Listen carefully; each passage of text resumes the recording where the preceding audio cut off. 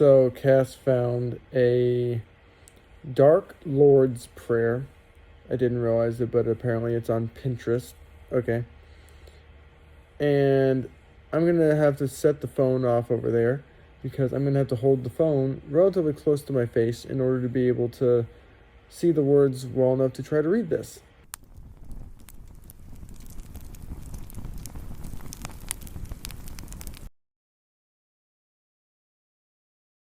Okay, so we're gonna try to read this, and I'm in particular, I'm going to try to see if I can read this in the same timing as the Lord's Prayer. Our dark Lord, who art in hell, honored be thy name. Thy kingdom come, thy will be done on earth as it has always been. Give us this day a clear mind to think, and let us learn from our mistakes, as we help others learn from theirs. And lead us not into ignorance, but deliver us from idiocy. For thine is the freedom, the choice, and the consequence forever and ever. Hail Satan. And as we were kind of half hinting at,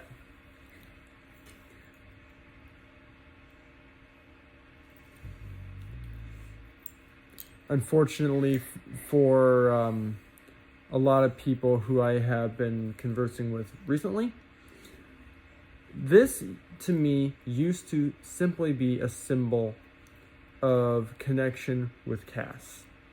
However, as Cass has recently been reading the Bible to try to better understand the way that Christians think, and hopefully also as an underlying thought to try to get a better grasp of the way that I was raised and the belief system that I was raised under. Cass has begun to get a much better understanding of one of the big things that I have a problem with insofar as Christianity goes. I'm in Genesis 29. So Cass is moving along pretty fast. You only started, what, yesterday? Mm-hmm. There's 50 books in Genesis, and he's already in Genesis 29. Started reading last night. He's motoring along pretty good. But here's the thing that both of us noticed as we kept going along. We already had a pretty good idea that God is not the all-loving God that people say he is. That was already kind of obvious. We already ascertained that. But on top of the already decided all-loving God is actually a very all-condemning God that we had previously discovered, we also discovered a kind of disconcerting trend. I'm not gonna lie, it was very disconcerting. I'm gonna try to scoot over. There we go. So the trend that we began to notice is, okay, first of all, God is the one who put Adam and Eve in the garden at the conveniently the exact time when they could be led astray by the devil. He couldn't have possibly put them in there years before the devil popped up. No, he put them in the exact thing they needed to break fellowship with him at the exact moment when the devil would be able to pop up. So he set them up for failure. Okay. Then God condemned literally the entire world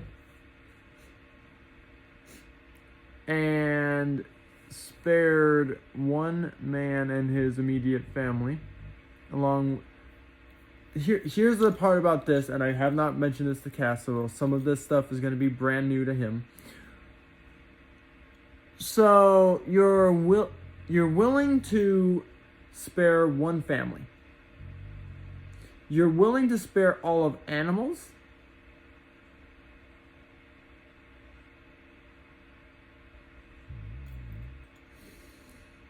You want to spare the animals so they can reproduce on the earth, but you want to get rid of all humans.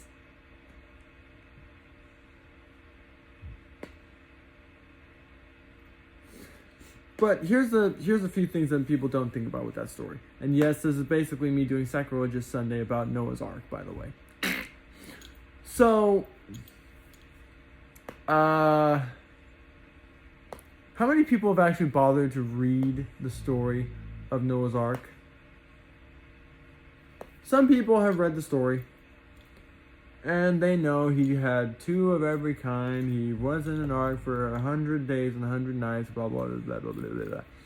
Whatever all the stereotype details are. Okay. Here's where my problem lies in this. 2 things. Both of them are kind of along the same line of thought, but they're a little different from each other. First thing that annoys me. He didn't have 2 of every kind of animal. Every clean... I'm pretty sure it was 40 days and 40 nights. Something like that. I don't remember the exact number. But every quote-unquote clean animal. Which, by the way, the concept of an animal being clean or unclean doesn't get specified until Leviticus. So he's already condemning animals as not being clean. Okay. So, of every clean animal. Yeah, it was 40 days and 40 nights. I'm knowing more about it than you are at this point. So, did you notice this? Every clean animal, God told him to bring 7. Mm-hmm. Not 2. Cass has read this, so I'm going to ask him, why 7? I know they had to kill some to eat some. Almost everybody back then was vegetarian. Really? More or less vegetarian. The actual reason is because God expected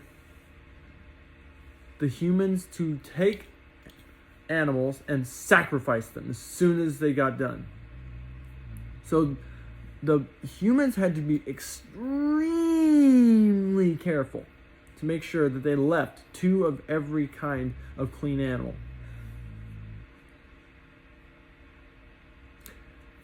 Okay, so you want him to bring along animals to replenish the earth, but at the exact same time, you're apparently going to make sure that he kills off many of the only remaining animals on the planet because you want him to do sacrifices to you.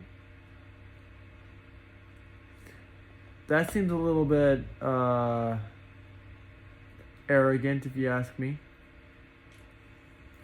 Then, second thing, which under normal circumstances, I'm pretty sure God would not condone this. How many people were on the ark? Noah, his wife, Noah's sons, and their wives. Okay, how many sons did Noah have? Pretty famous group of people. Ham, Shem, Japheth. 3. That means 1 wife apiece. 6. Presumably, they might have already had children. We have no idea how many. So, that one family is supposed to replenish the earth with humans, right? And we complain about Kentuckians marrying their cousins. God basically was promoting incest?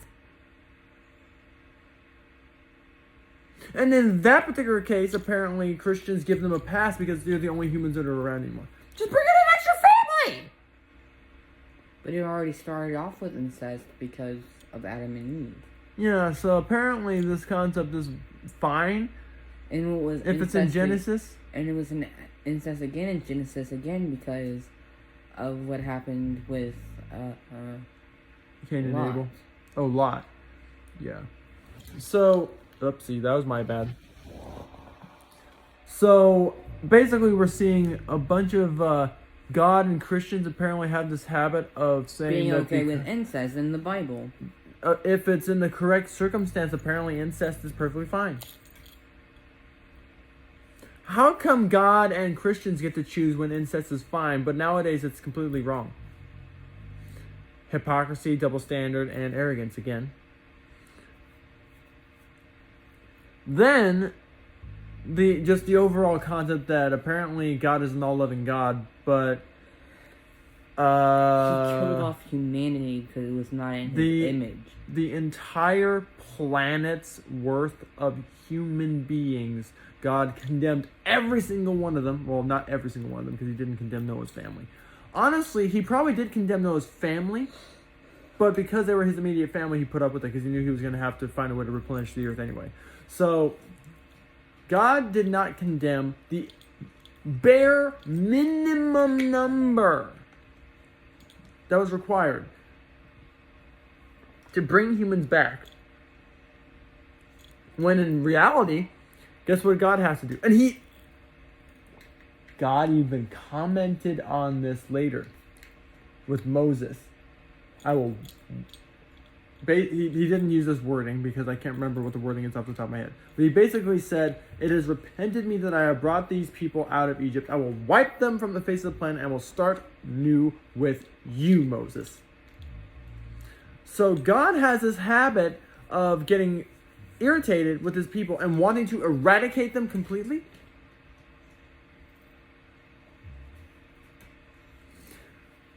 I can think of 3 examples of this particular concept in the Bible. Noah, Lot, and Moses are the ones I can think of off the top of my head. God eradicates the entire planet's worth of people in Noah's time period. God eradicates an entire city, possibly 2 cities, this is Sodom and Gomorrah. So he eradicates city or cities, but gets Lot out of there. And then with Moses, he apparently was perfectly fine eradicating an entire millions of people because he's mad at them.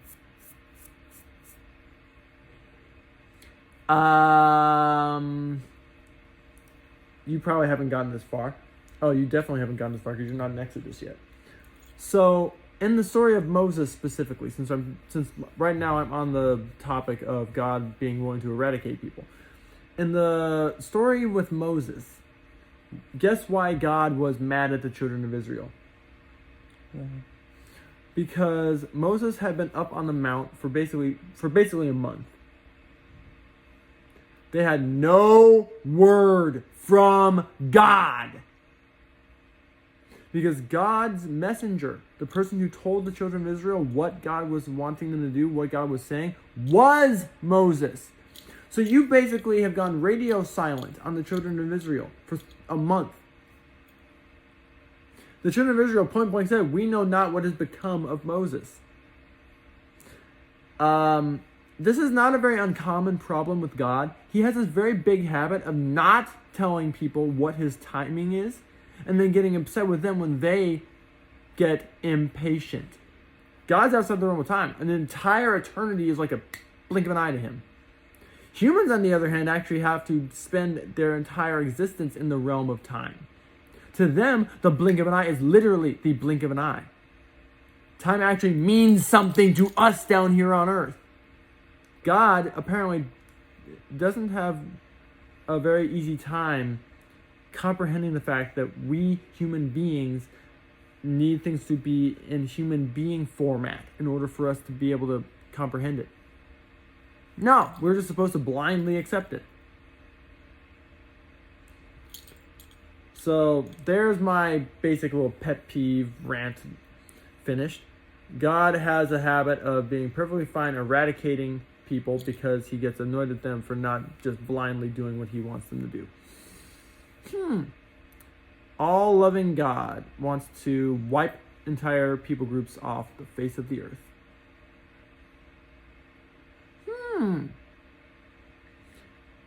Your thought on that?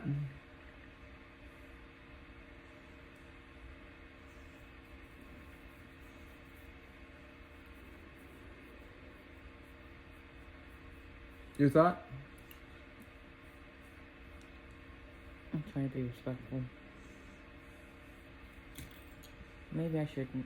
Jesus is fucking stupid, God. So hopefully this was a little bit informative for you. And we will see you in the next video. And happy trails.